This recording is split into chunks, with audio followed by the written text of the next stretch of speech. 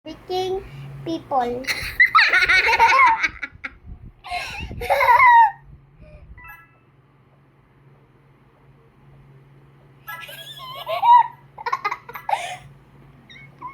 My bestie is so good at freaking people, and she died. And the woman said, or boy said, "Bro, why is this girl trapped at me?"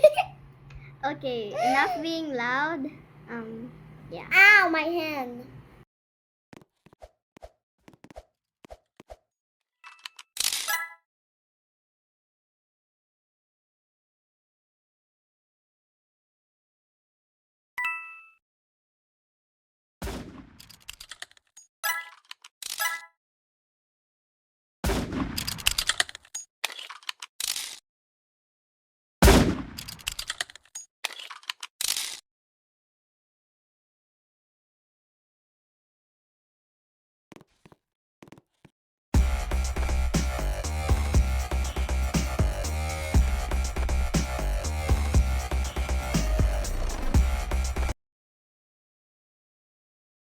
I'm gonna send a part 2 sa iya. Bye!